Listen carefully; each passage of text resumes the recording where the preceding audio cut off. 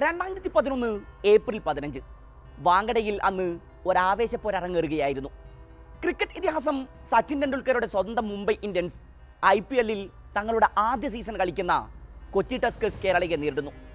അലറിയാർത്ത വാങ്കഡ ഗാലറിയിൽ അന്നൊരു ചരിത്രത്തിലേക്കാണ് ക്രിക്കറ്റിന്റെ മാസ്റ്റർ ബ്ലാസ്റ്റർ ബാറ്റ് വീശിയത്. ഇന്നിംഗ്സിലെ അവസാന പന്തെറിഞ്ഞ വിനയ് കുമാറിനെ എക്സ്ട്രാ കവറിലേക്ക് തട്ടിയിട്ട് സച്ചിൻ T20 ക്രിക്കറ്റിൽ തന്റെ ആദ്യ സെഞ്ചുറികൾ തൊട്ടു. 66 പന്തിൽ നിന്നായിരുന്നു ലിറ്റിൽ മാസ്റ്ററുടെ മാസ്റ്റർ ക്ലാസ് ഇന്നിംഗ്സ്. 12 ഫോറുകൾ, 3 പടുകൂറ്റൻ സിക്സറുകൾ.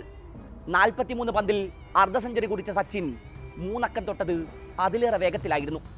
തന്റെ 38-ാം വയസ്സിൽ സച്ചിൻ ഈ മൈതാനത്ത് ഇനിയും പലതും ചെയ്തു തീർക്കാനുണ്ടെന്ന് കമന്ററി ബോക്സ് അന്ന് വിളിച്ചു പറഞ്ഞു. T20 ക്രിക്കറ്റിൽ സച്ചിന്റെ ആദ്യത്തെയും അവസാനത്തെയും സെഞ്ചുറി ആയിരുന്നു അത്.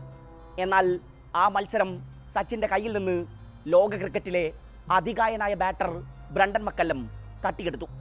ക്യാപ്റ്റൻ മഹേല ജയവർദ്ധനെക്കൊപ്പം കൊച്ചി ഇന്നിംഗ്സ് ഓപ്പൺ ചെയ്ത മക്കല്ലം ടീമിനെ വിജയതീരത്തെത്തിച്ച ശേഷമാണ് കൂടാരം കയറിയത്.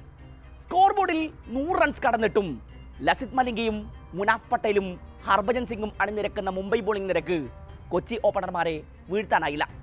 ഒടുവിൽ 14-ാം ഓവറിലാണ് ജയവർദ്ധനെ മലിംഗക്ക് പിടികൊടുത്തത്.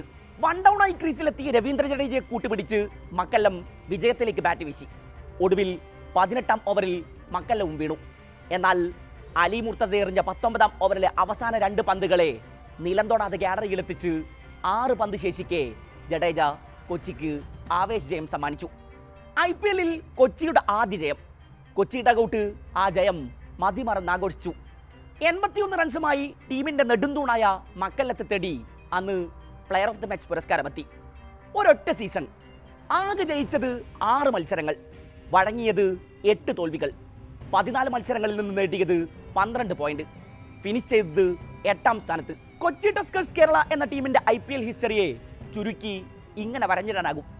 കളിച്ചത് ഒരേ ഒരു സീസൺ ആയിരുന്നെങ്കിലും മലയാളി ആരാധകരുടെ ക്രിക്കറ്റ് ഓർമ്മകളിൽ ആ പേര് ഇപ്പോഴും മായാതെ തന്നെ കിടപ്പുണ്ട്.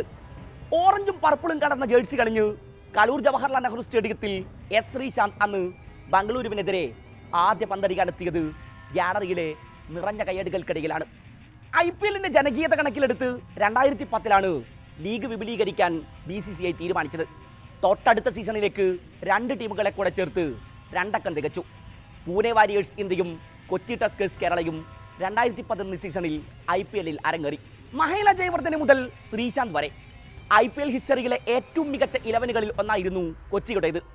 Brendon McCullum, VVS Laxman, Brad Hodge, Steven Smith, Parthiv Patel, Michael Klinger, Owais Shah, അങ്ങനെ നീണ്ടുപോകുന്നൊരു ബാറ്റിംഗ് നിര.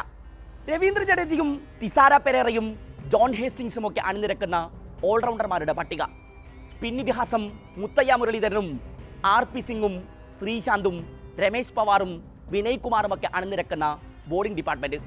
ഒപ്പം മലയാളികളുടെ അഭിമാന താരങ്ങളായ റൈഫി വിൻസെന്റ് ഗോമസും പ്രശാന്ത് പരമേശ്വരനും. Mumbai Indians, Delhi Daredevils, Chennai Super Kings, Rajasthan Royals, Kolkata ടീമുകൾക്കെതിരായിരുന്നു തങ്ങളുടെ ആദ്യത്തെയും അവസാനത്തെയും സീസണിൽ കൊച്ചിയുടെ വിജയങ്ങൾ. കൊൽക്കത്തക്കെതിരെ കളിച്ച 2 മത്സരങ്ങളിലും വിജയം കൊച്ചിക്കൊപ്പമായിരുന്നു. കലൂരിൽ ഗംഭീറിനും സംഘത്തിനുമെതിരെ അരങ്ങേറിയ ഒരു ആവേശപ്പോരിൽ മലയാളി താരം റൈഫി ഗോമസിന്റെ ചിറകിലേറിയാണ് കൊച്ചി വിജയം പിടിച്ചത്. 4 ഓവർ എറിഞ്ഞ റൈഫി വെറും 14 റൺസ് മാത്രം വിട്ടു നൽകി 2 ബാറ്റർമാരെയാണ് കൂടാരം കയറ്റിയത്. അതും ലോക ക്രിക്കറ്റിലെ 2 വൻമരങ്ങളെ.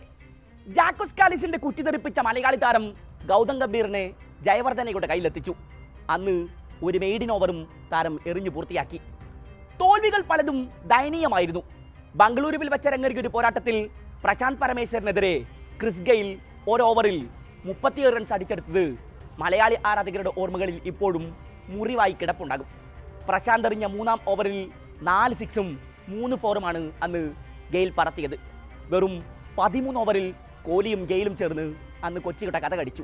2011 സീസൺ അവസാനിച്ചതും കൊച്ചിയെ IPL-ൽ നിന്ന് പുറത്താക്കുകയാണെന്ന BCCIയുടെ പ്രഖ്യാപനമെത്തി. ഏറെ ഞെട്ടലോടെയാണ് ആരാധകർ അന്ന് ആ തീരുമാനം കേട്ടുനിന്നത്. ടീം കരാർ വ്യവസ്ഥകൾ ലംഘിച്ചെന്ന് ആരോപിച്ചായിരുന്നു നടപടി. വർഷം തോറുമുള്ള 156 കോടിയുടെ ബാങ്ക് ഗ്യാരണ്ടി കൊച്ചി അടച്ചില്ലെന്നായിരുന്നു BCCIയുടെ കണ്ടെത്തൽ. ഇതോടെ മലയാളികളുടെ ക്രിക്കറ്റ് സ്വപ്നങ്ങൾക്ക് ചിറകുമുളപ്പിച്ച ടസ്കേഴ്സ് വിസ്മൃതിയിലേക്ക് മറഞ്ഞു. ടീം തങ്ങൾക്ക് നൽകാനുള്ള പ്രതിഫല തുക ഇനിയും നൽകിയിട്ടില്ലെന്ന് വെളിപ്പെടുത്തി പല താരങ്ങളും പിന്നീട് രംഗത്തെത്തി. 10 വർഷത്തിനിപ്പുറം തനിക്കിപ്പോഴും പ്രതിഫലത്തുകയുടെ 35% ലഭിച്ചിട്ടില്ലെന്ന് പറഞ്ഞ് 2021 ഓസീസ് താരം ബ്രാഡ് ഹോഡ്ജാണ് ആദ്യം രംഗത്തെത്തിയത്. തനിക്ക് മാത്രമല്ല മറ്റു പല താരങ്ങൾക്കും പ്രതിഫലത്തുക പൂർണ്ണമായി ലഭിച്ചിട്ടില്ലെന്ന് താരം വെളിപ്പെടുത്തി. 10 വർഷത്തിന് മുമ്പ് കൊച്ചി ടസ്കേഴ്സ് കേരളക്കായി കളിച്ച താരങ്ങൾക്ക് ഇതുവരെ ബാക്കി 35% പ്രതിഫലം ലഭിച്ചിട്ടില്ല. ഏതെങ്കിലും വിധത്തിൽ BCCIക്ക് ആ പണം എവിടെയെന്ന് കണ്ടെത്താൻ കഴിയുമോ എന്നാണ് ഹോഡ്ജ് തമാശ രൂപേണ ട്വീറ്റ് ചെയ്തത്. അടുത്തിടെ എസ് ശ്രീശാന്തും ഫ്രാഞ്ചൈസിക്കെതിരെ ഇതേ ആരോപണം ഉന്നയിച്ചു. തൻ്റെ മകളുടെ വിവാഹത്തിന് മുമ്പെങ്കിലും പ്രതിഫലത്തുക നൽകണമെന്നായിരുന്നു ശ്രീശാന്തിൻ്റെ ആവശ്യം. മുത്തയ്യ മുരളീധരനും ക്യാപ്റ്റൻ മഹേല ജയവർദ്ധനയും അടക്കം പലർക്കും ടീം മാനേജ്മെന്റ് പ്രതിഫലത്തുക പൂർണ്ണമായി നൽകിയിട്ടില്ലെന്ന് ശ്രീശാന്ത് ആരോപിച്ചു.